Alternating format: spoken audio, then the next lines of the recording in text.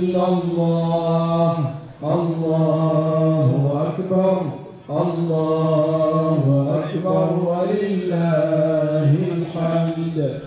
ci jàmm nga ko def jàmm jooju muy jàmm loo xam ne Sénégal da ko soxla jamono ji nga xamante ni violence lu ne am na fi lu waral jàmm jooju yow nga tënk sa xutba ci jàmm.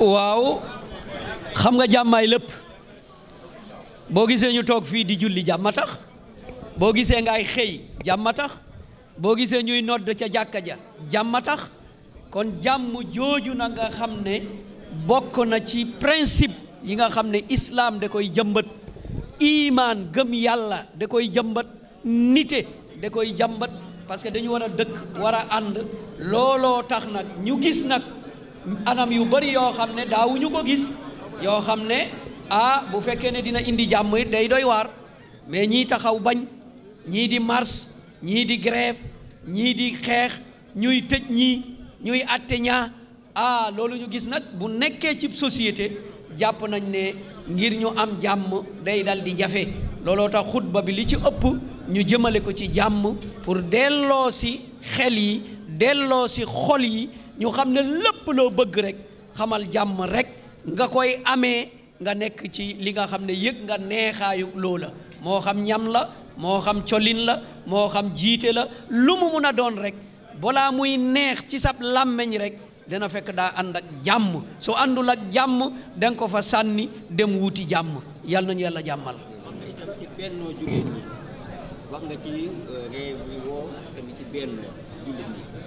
waaw bennoo de du man maa ci woote yàllaa ci woote mooy ñun ñëpp rek nañu dem ci lii tax ñu bennoo mooy nañu jëfandikoo téere yàlla bi jëfandikoo sunna yonent bi sallallahu alayhi wa sallam bennoo boobu nag li koy gën a yombal mooy wóoluwante dañu wóoluwante wul rek moo tax bennoo boobu dal di am jafe iman nag day jëmbat wóoluwante ci seen diggante ba mu ne ñu innamal muminuuna ixwa képp ku gëm yàlla rek ak keneen ki mbokk lañu kon nit ki dafa war a wóolu ak mbokkam feek gisul safaan ba kon loolu moo tax ñuy dal di woote ci bennoo boobu ndaxte bennoo bu amee rek ci la jàmm di gën a yombee ndaxte dañuy déggoo ci lenn dañuy bëgg lenn dañuy bañandoo lenn te dañuy sotloo lenn kon loolu buñ ko defee rek loolu moo tax ñuy woote ci bennoo boobu yàlla ci woote yonent bi sallallahu alayhi wa sallam dal di ci woote hatta jaamu yàlla bi ñu def en masse moo ëpp tiyaabo bi nga def yow kenn kon looloo tax ñu jëm ci ban message ngay lancé ñi nga xamante ne dañoo nekk ci champ politique bi ban message nga leen di jox. waaw mu ne champ politique bi ban message laa leen di lancé mooy li nekk ci biir xutba bi rek ku nekk na wax jàmm def jàmm ku nekk na dëggu na maandu na waxan ak askan bi leeral programme am ñu sori lépp loo xam ne mooy violence lépp loo xam ne xaste la lépp loo xam ne tuuma la lépp loo xam ne boddi la loolu yépp ñu dal di ko sori ñu nekk ñoo xam ne dañuy kafante ñun loolu lañ xamoon ci Sénégal ñaari adversaire yoo xam ne dañuy xaccoo da nga doon gis ne dañuy kafante kii sànnilee kaddu kii defee te kaddu kaf lay doon waaye du doon kaddu noono du doon kaddu tëkku koo mën a doon boo sànnee kaddu noono nga sànni kaddu tëkku la yàqu yawa te bu ñëwee doo ci mucc loolu moo tax ñoom ñëpp maa ngi leen di lancé ne nañu fexe képp koo xam ne da ngay ñëw jiite réew mi fexeel wax joo xam ne ci sa biir campagne ci sa biir wuut da ngay ñëw fekk nit ñu déggoo nit ñu bëggante ak nose nga mun a teg foofu sa tànk nga mun a jóg nag dem ci kaw mais bu fekkee ne yéen a ngi wuut xuloo ngeen xiiroo ngeen ŋaayoo ngeen xeex ngeen yàq nañu toj nañu kon yow boo ñëwee sa mandat yëpp da ngay defar kon kañ la réew mi di dem kanam kon il faut ñuy déggoo ci yooyu moo tax loolu la ñuy lancé ñëpp te ku nekk nag am na àq ne bëgg naa jiite il faut loolu ñu def ko ci suñu esprit kii warul jiite pour lan foo ko teg parce que réew mi du réew baayu kenn réew mi kenn donnu ko ku ne rek da ngay jóg nga ne man bëgg naa nga génne sa programme nga wax sa waxin jullit yi ñi dul jullit mooy société sénégalaise ñoom ñooy dajale seen kóolute ñu ne jox nañ la ko heure bu ñu soxlaa yi ñu ne kóolute bañ la joxoon nangu nañu ko loolu nag day méngoo ak doxalinu borom bi subhanahu wa taala ndaxte mooy ki nga xam ne day joxe nguur ku ko soob day nangu ku ko soob bu ñu gëmee loolu rek du ñu am benn jafe-jafe gis nañu imaam gis nañ baal ma benn kàddu rek gis nañu maanaam jullit ñi ñoo woorandoo mais ñi ëpp ci jullit ñi woorandoo ndax loolu kilifa diine amuñu ci responsabilité.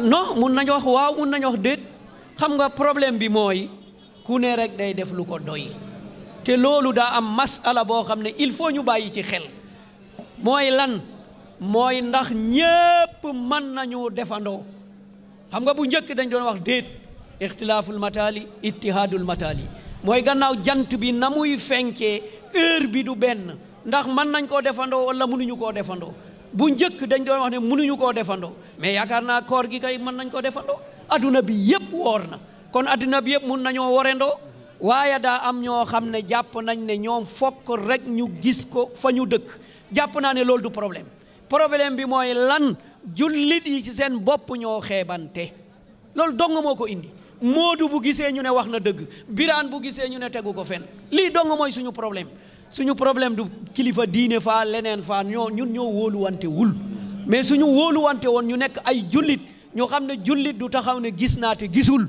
loolu ñun ñëpp ñu gëm loolu la ñu borom bi subhanahu wa taala sant yonent bi sallallahu alayhi wa sallam am na ko gis weer wi yonent bi xamu ko ba mu ne gis naa weer wi mu ne ndax jullit nga mu ne ko waaw de ko wal ndax gëm nga yàlla mu ne gëm naa yàlla ndax gëm nga ne man yàlla ma yónni mu ne gëm naa loolu mu ne Bilal waxal nit ñi ne suba iit la kon ñun ñëpp bu ñu amoon esprit boobu ni kon problème du am parce que ci biir Sénégal yaakaar naa 5 régions fu ne wax nañ ne weer wi feeñ na fa mais am na ñoo xam ne gëmuñu loolu dañu jàpp ne li ñu wax feeñ na feeñut mais loolu nag pour nga régler ko problème la de yàlla nañu yàlla sàmm aar. ok mbokk yi asalaamaaleykum wa rahmatullah. du ma traduire li imam Galadio wax parce que lu jafe la ce que je recommande à tous les médias c'est de s'aménager des créneaux horaires au niveau de leur médium pour faire passer tout le sermon. Je pense que le sermon est d'une importance capitale, surtout au moment où nous sommes, surtout pour ce que traverse notre pays en termes de difficultés et de risques d'instabilité. Je pense que ce serait important pour tous les médias ici présents de s'aménager des créneaux horaires pour faire passer tout le sermon. Nous prions Allah subhanahu wa ta'ala de rétribuer l'imam, de lui donner une santé. Ce qu'il nous a donné aujourd'hui comme information à travers ce sermon-là nous est très utile et le pays en a besoin. L'imam, dans le cadre de son sermon, a évoqué plusieurs sujets. En tout cas, pour moi, 3 ou 4 sujets attirent mon attention et retiennent toute l'attention, certainement du public. Le premier sujet est relatif à l'éducation. L'imam a parlé de l'éducation. Aujourd'hui, le Sénégal a besoin d'un plan Sénégal éducation. Nous avons tenté l'émergence, ça nous a pas réussi. Aujourd'hui, pour aspirer à l'émergence, il faut de l'éducation. Malheureusement, notre système éducatif n'est pas adapté aux aspirations que nous avons. Le Sénégal devrait réfléchir sur un plan même Marshall de rééducation des populations et à tous les niveaux. L'éducation académique comme l'éducation de masse qui englobe tous les citoyens. Les daras ne sont pas exclus. Le deuxième point évoqué, c'est par rapport à la justice. L'imam en a parlé.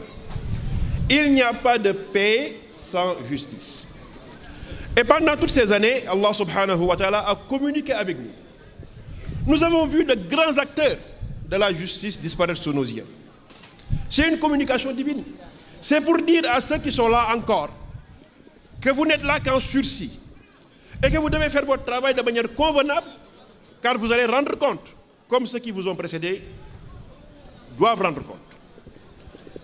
Et le troisième élément dont il a parlé et qui attire mon attention, c'est la paix et la stabilité. On ne peut rien construire sans la paix. Le Sénégal ne peut pas aspirer à avoir le parcours d'autres pays qui ont connu des génocides, qui ont connu des guerres tribales, qui ont connu des troubles internes avant de se lancer pour un développement. Le Sénégal veut un développement à travers une transition pacifique. C'est ce que le Sénégal cherche. Et pour cela, il faudra que les médiateurs sociaux jouent leur rôle. Il faut avoir du courage pour faire de la médiation aujourd'hui. Le Sénégal est un pays aujourd'hui des extrémités. Les gens veulent se positionner en extrémistes de tous bords. Cela n'arrange pas la situation. Les médiateurs doivent avoir le courage, écouter, comprendre, accepter les colibés pour rétablir la paix. Parler avec toutes les parties. Il faut du courage pour cela. Il l'a rappelé, c'est le devoir des chefs religieux, c'est le devoir des imams, c'est le devoir de tous les d'opinion de chercher autant que peut se faire l'équidistance pour pouvoir parler à toutes les parties, car nous avons besoin de paix dans ce pays. Il a parlé à la presse. Nous savons comment la presse impacte l'opinion publique. Il faudrait que cette presse-là soit plus responsable. On ne transmet pas des propos qui peuvent détruire le tissu social. On ne transmet pas des propos qui peuvent créer de l'instabilité. C'est interdit par la loi, mais c'est interdit par la religion aussi. Quand on parle de presse, on parlera de tous les médiums, les réseaux sociaux. Les réseaux sociaux qui ne doivent attirer aucune attention ni aucun intérêt des responsables. Le réseau social aujourd'hui, les médiums des réseaux sociaux, tout le monde y a accès. Le plus intelligent au plus idiot. Tout le monde peut ouvrir sa caméra, ouvrir son téléphone et lancer un message qui va partout. Alors il faudrait que ceux qui reçoivent les messages soient responsables. On n'écoute pas quelqu'un qui insulte. On n'écoute pas quelqu'un qui divise. On n'écoute pas quelqu'un qui dénigre. Et la dernière chose qu'il a évoquée et qui est très importante pour nous autres musulmans, c'est la prière. Il faut prier Allah subhanahu wa ta'ala. Même si on a décelé un comportement décevant de la part de l'autorité ou de quelqu'un d'autre, prions Allah subhanahu wa ta'ala pour qu'il lui donne ce comportement-là qui nous satisfait. Prions Allah qu'il inscrive la miséricorde dans son cœur. Cela constitue l'enseignement que nous avons hérité de nos prédécesseurs. Inch'Allah, le Sénégal sera un pays de paix. Le Sénégal sera un pays de stabilité. Les transitions vont se faire de manière pacifique. Les gens vont avoir des ambitions et tout le monde en a le droit, l'imam l'a dit. Tout le monde a le droit d'avoir son ambition. Mais que cette ambition-là soit une ambition éprise de paix, de bonne intention pour ce pays, qu'elle ne soit pas égoïste, qu'on ne détruise pas tout pour arriver à réaliser ses ambitions. Qu'on le fasse dans l'intention de bien servir, qu'Allah fasse que nous assistions à plusieurs années encore ce genre de rappel. L'imam en tout cas nous a gratifié de rappels très importants et nous vous remercions vous tous qui êtes là pour relayer cette information. Et je réinsiste encore une fois que les médias s'aménagent des créneaux pour faire passer ce genre de message. C'est ce genre de message dont le Sénégal a besoin. Wassalamu alaikum wa rahmatullah. Allahu Akbar, Allahu Akbar, wa lillahi